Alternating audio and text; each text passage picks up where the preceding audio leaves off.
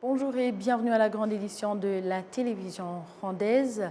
Le président de la République française a organisé une réception en l'honneur de plus de 110 chefs d'État et de gouvernement qui ont fait le déplacement pour se rendre à Paris, en France, pour assister à la cérémonie d'ouverture des Jeux Olympiques de 2024. Parmi les présidents présents, il y avait le chef de l'État rwandais Paul Kagame, accompagné par la première dame du Rwanda, Madame Jeannette Kagame.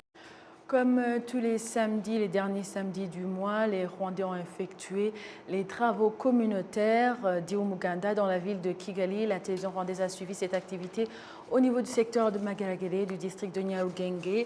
Et ensemble avec leurs autorités civiles et militaires, la population de cette partie de la ville a coupé les herbes, nettoyé les rigoles, réparé les routes piétonnes endommagées, ainsi que certains petits ponts de quartier. Tous se disent heureux de participer à cette activité et reconnaissent être les premiers bénéficiaires de cette activité. Le maire de la ville de Kigali, Samuel Dusengiyumva, apprécie donc ce dynamisme de la population dans les travaux communautaires, affirmant que les infrastructures dans les zones rurales de Kigali sont en train d'être améliorées. Avec l'actualité pour parler du deuxième jour de la conférence Écouter et diriger, l'art et la science de la paix, de la résilience et de la justice transformationnelle. L'un des sujets de discussion était la prévention du génocide dans notre époque. À l'ouverture de la conférence, le ministre rwandais de l'Unité nationale et de l'engagement civique, Dr Jean Damascène Bizimana, a été revenu sur ce que représente cette conférence pour donc la lutte contre le négationnisme. Est un danger permanent qui va avec le génocide, si vous voulez bien. Mais la lutte contre le négationnisme également est une action permanente qui doit se poursuivre.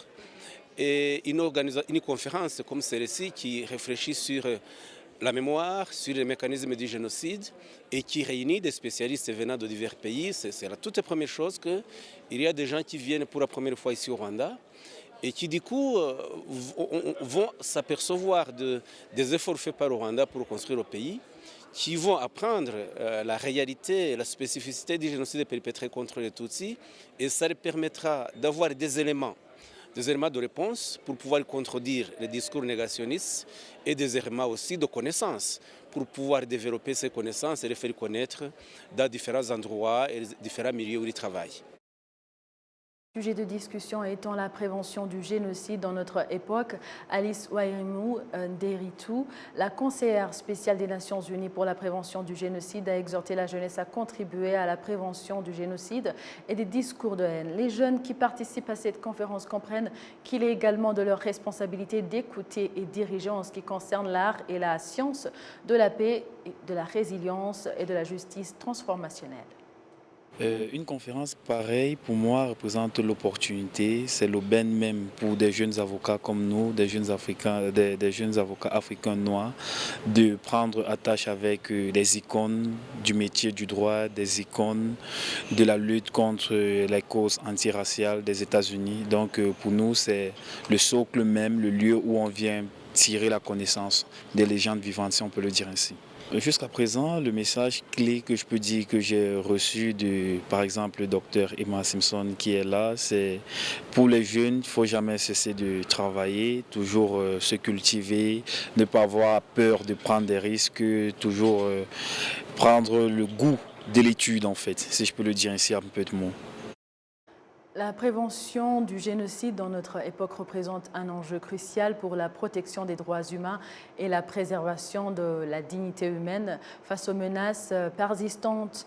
Il est impératif de renforcer les mécanismes internationaux et les efforts de sensibilisation pour éviter la répétition des tragédies passées. Et selon Serge Bremtz, le procureur du mécanisme international appelé à exercer les fonctions résiduelles des tribunaux pénaux, la meilleure manière dont la justice peut être rendue est dans le pays où le crime a été commis auprès des citoyens de ce pays et dans leur langue nationale. Nous continuons avec la population des districts de Muhanga et de Kamonyi au sud du Rwanda qui se réjouit à nouveau donc du nouveau projet d'adduction d'eau qui leur permettra d'avoir l'eau potable d'ici prochain.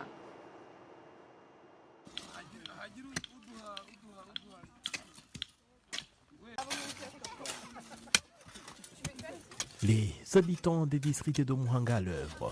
Ce sont des travaux communautaires organisés dans le cadre de permettre à la population locale de bénéficier de l'eau potable. Dès cet été, ce projet devra permettre à plus de 400 ménages d'être alimentés en eau potable dans les secteurs de Kayumbu et de Kieza, ainsi qu'à l'école primaire de Nonde et au centre de Michuchu et de Kamenye. Dans ces travaux, la population est appuyée par les partenaires du district de Muhanga, regroupés au sein de l'organisation non gouvernementale belge, dénommée Reto Rwanda. Ce dernier se félicite de collaborer avec la population locale dans ces travaux d'adduction d'eau, ce qui précède d'autres projets de ce genre dans les prochains jours. L'impact qu'on peut voir, c'est déjà on voit les sources, les robinets qu'on a mis l'an dernier qui sont en fonction où les gens utilisent l'eau et ça c'est vraiment très important. On voit cet impact avec le sourire des gens quand ils nous voient passer, c'est vraiment important et ça nous fait du bien de voir qu'on peut être utile à ce genre de projet. L'objectif en fait, c'est que quand on repart d'ici, on ait déjà le projet pour l'année prochaine. Et comme il y a encore des besoins en tranchées, en tuyaux pour descendre l'eau par gravité dans différents points, je pense qu'il y aura encore des projets de ce genre-là l'année prochaine. Et ce projet, donc nous en Belgique, on le commence dès le mois de septembre en choisissant des jeunes qui vont partir. Et il faut savoir que les jeunes qui sont ici, qui travaillent ici, ont travaillé toute l'année en Belgique pour récolter de l'argent, pour pouvoir financer les travaux, financer tout ce qu'il y a à financer. Donc les jeunes que vous voyez ici travaillent pendant un an en Belgique pour venir travailler ici. Au Rwanda, avec la population, je me sens vraiment bien. Il fait fort chaud, mais bon, c'est très plaisant. La population est très aimable. Dès qu'on sort dehors, ils nous font signe. C'est pas vraiment comme chez nous, c'est vraiment différent. Il y a vraiment un esprit de communauté fort familial comme ça, avec tout le village. C'est vraiment chouette. Sur le chantier, c'est un peu physique, surtout avec la forte chaleur, mais bon, on aime bien, on se débrouille, on travaille la matinée, ça fait du bien, ça fait des dépenses, c'est pas mal. Je ne savais pas vraiment à quoi m'attendre honnêtement, parce que j'ai jamais été en Afrique tout court, donc c'était un nouveau départ, une grande aventure pour moi, donc voilà. Mais franchement, c'est très bien. Est-ce que tu vas revenir ? Bon, franchement, ouais. Ouais, ça me brancherait bien de revenir une fois.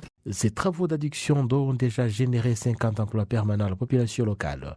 D'après les initiateurs du projet, la population devrait jouir de l'eau potable dès le début d'août prochain. Alors que les élèves se trouvent en ce moment dans une période de vacances, les experts en psychologie et comportement humain conseille aux parents de consacrer plus de temps avec leurs enfants en participant à des activités créatives plutôt que de leur laisser regarder toute la journée la télévision. Patrick Nidandi pour plus de détails. Actuellement, au Rwanda, les élèves du primaire et du secondaire sont en vacances et certains d'entre eux passent leur temps à apprendre les instruments de musique, à faire de la danse. Qui comprend des instruments de musique, des danses traditionnelles. Ils apprennent aussi le karaté pendant cette longue période des vacances. Il vaut mieux occuper les enfants avec différentes activités plutôt que de passer du temps à regarder continuellement la télévision.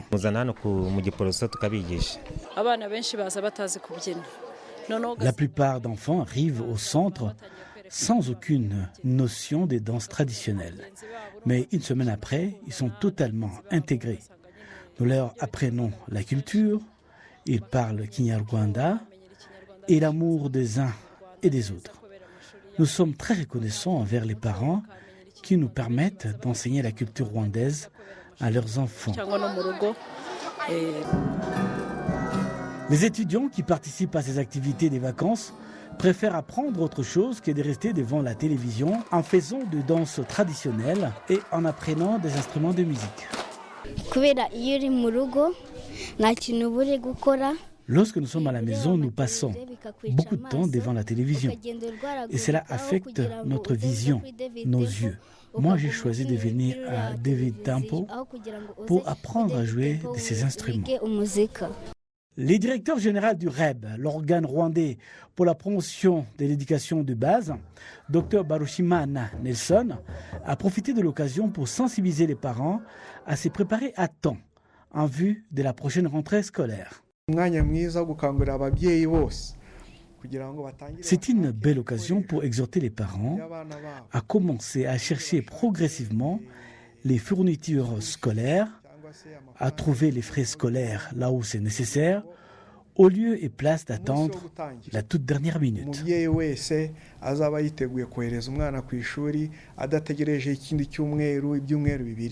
Le professeur à l'Université du Rwanda, département de psychologie et comportement humain, professeur Sezibera Vincent, conseille aux parents d'éviter la tendance en vogue où certains parents démissionnent de leurs responsabilités et laissent les enfants seuls dans leurs occupations.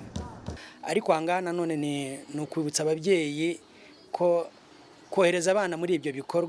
voudrais rappeler aux parents que le fait d'envoyer leurs enfants suivre ces activités culturelles ne doit pas être assimilé à l'abandon de leurs responsabilités. Il faut demeurer proche des enfants, écouter leurs questionnements par rapport à la vie et surtout les guider dans ce monde où certaines relations proches peuvent les conduire vers la débauche, la consommation de drogue, l'alcoolisme et bien d'autres. Les élèves du primaire et du secondaire sont en vacances jusqu'au mois de septembre prochain, où ils débuteront le premier semestre de l'année scolaire 2024-2025.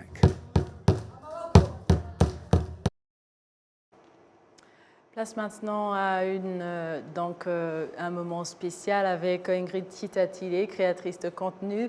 Bonjour. Bonjour Amanda. Ingrid, tu es créatrice de contenu, tu as beaucoup de casquettes.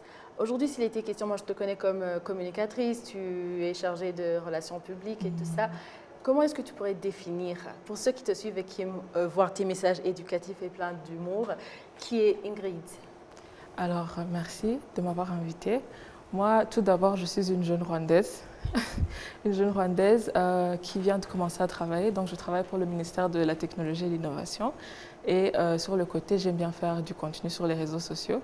J'aime bien partager quelles sont les activités que je fais au Rwanda, ce qui est en train de se passer dans le pays pour les jeunes qui me suivent ou les jeunes de mon âge.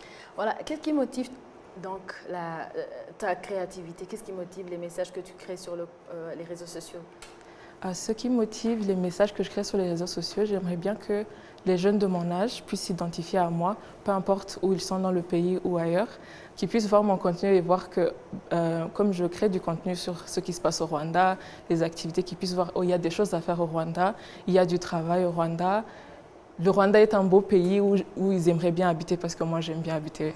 Alors parmi les raisons pour lesquelles je t'ai invité, il y avait d'abord, tu as voté pour la toute première fois, tu as participé, et c'est d'ailleurs ce qui m'a beaucoup intéressé au Parlement francophone, où il y avait 80 jeunes et tu étais avec ton collègue du Rwanda, c'était 2 participants, et aussi ton discours. Donc on va commencer par le Canada. Explique-nous l'expérience dans le Parlement. Alors l'expérience du Parlement francophone, c'était une expérience formidable. J'ai pu faire la rencontre donc de, disons, 79 jeunes, moi et mon binôme exclu, donc de plusieurs pays différents. On a fait la rencontre de personnes de pays différents, par exemple de l'Andorre. Il y a des pays que je ne connaissais pas, la côte de Laos, je ne connaissais pas. Même les pays asiatiques, on a pu se rendre compte qu'il y a des pays asiatiques francophones. Donc c'était vraiment une expérience géniale. Alors parlons la première fois de voter. On a vu il y a aussi du contenu sur le fait d'avoir voté la première fois. C'était comment l'expérience? L'expérience d'avoir partagé du contenu. Oui. C'était une expérience encore formidable parce que... Tu vas m'excuser, je ne vais pas revenir sur la façon dont tu étais vraiment contente dans la campagne électorale. Moi, mais tu peux aussi y toucher. Qu'est-ce qui te motive? Pourquoi? Donc, on voit que tu es patriote. C'est venu d'où? De l'école, des parents, de l'expérience de ceux que tu vois dans le pays? Moi, c'est venu, je dirais, de mes parents. Surtout l'expérience d'avoir des parents qui n'ont pas nécessairement grandi ici. Donc pour nous, c'est une nouvelle expérience, que ce soit pour moi, que ce soit pour mes parents. On découvre le Rwanda, on se rend compte que c'est tellement important d'avoir un pays. Surtout quand on va étudier à l'étranger, on se rend compte que waouh, on est là parce qu'on a choisi d'étudier, on n'est pas là parce qu'on n'a pas de pays. Donc c'est vraiment ça qui fait que je me sente patriotique. Ouais. Alors il y a des gens qui étaient habitués à voter et donc quand tu allais voter, quand tu as dit « je vote », Pourquoi vraiment c'était très important pour toi, ou bien aujourd'hui même après avoir voté, pourquoi est-ce que c'est très important de voter pour une personne comme toi? Moi, j'ai beaucoup insisté sur le fait qu'on atteint la majorité, on a 18 ans, et puis on n'est pas assez grand, et puis une fois qu'on a 21 et que...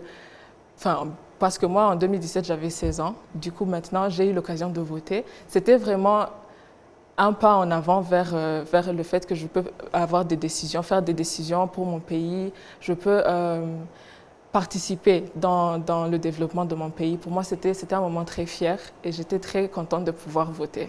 Revenons directement de ce que tu viens de mentionner, le développement du pays. Quand on vote, normalement, en général, quand on vote, ça veut dire on vote une personne vraiment qui nous est chère. Donc, en termes de l'accomplissement, de la réalisation, c'est en grande partie quelqu'un qui honore une parole. Alors toi, chaque fois qu'on vote, qu'est-ce que tu as eu comme quand tu as voté?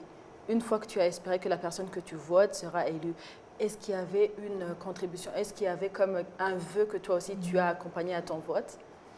Un vœu que j'ai accompagné pour les 5 ans à venir. Oui, toi, Ingrid. Je dirais pour les 5 ans à venir, moi quand je votais, c'était comme une promesse de je vote, mais je ne vote pas simplement. Je promets de participer au développement de mon pays du mieux que je peux dans ce que je fais. Ouais, c'était ça mon souhait. Alors, on va finir par le discours. Oui. Donc, le vrai sens du discours. C'était comment quand tu as composé donc, le discours que tu as fait? Mon discours, je l'ai composé peut-être en 2 heures. C'était tellement rapide parce que ce n'était pas un discours banal. Pour moi, c'était vraiment une occasion de dire merci pour tout. Pour l'enfance que j'ai eu une enfance, j'ai grandi, j'ai étudié, j'ai l'occasion de travailler. C'était vraiment une opportunité de dire merci de nous avoir donné un pays. Merci pour toutes les opportunités que nous avons et que nous aurons dans le futur. Voilà. Ouais. Merci Ingrid. Avant de te laisser partir, pour avoir des personnes qui nous suivent sur les réseaux sociaux, il y a plusieurs personnes, que ce soit les jeunes ou bien les adultes, il y a tendance de ne pas être authentique, de changer pour impressionner, pour attirer. Il y a même des gens qui vont jusqu'à acheter des followers. Alors là, quel message pourrais-tu donner à ceux qui vraiment sont sur les réseaux sociaux et qui ne trouvent pas l'influence positive que tu as? Quel message pourrais-tu partager aux autres qui sont sur les réseaux sociaux mais qui ne savent pas comment utiliser positivement les réseaux sociaux? Moi, je dirais tout d'abord que tout n'est pas bon à partager. Quand on commence quelque chose, il faut avoir un objectif. Peu importe ce que l'on fait, si c'est pour être influenceur de marque ou d'image ou je ne sais pas, il faut toujours avoir un objectif de savoir pourquoi est-ce que je fais ça, qui est-ce que je veux que mon audience soit, qu'est-ce que je veux que mon audience retienne de ce que je partage. Et pour les gens qui achètent les followers ou qui s'en fichent un peu de tout ça, je dirais ça n'avantage ni la personne qui crée du contenu et qui partage, ni la personne qui voit. Parce que si moi je vois le contenu et que je ne me sens pas capable de partager, parce que je trouve que c'est un contenu un peu inapproprié ou dans lequel je ne me vois pas, personne ne gagne dans ça. Donc, ouais. Y a-t-il un seul truc concret que tu pourrais nous dire parmi ce que tu as promis pour les 5 ans à venir? Moi, je promets de continuer de partager toutes les belles expériences que j'ai au Rwanda pour que les gens voient que nous aussi, on a des activités, nous aussi, on a un pays qui fait de son mieux pour son peuple. Franchement, j'espère que je pourrai contribuer, surtout à la jeunesse. Ouais. Merci beaucoup. Merci aussi. Tout à l'heure, on revient pour continuer avec l'actualité internationale.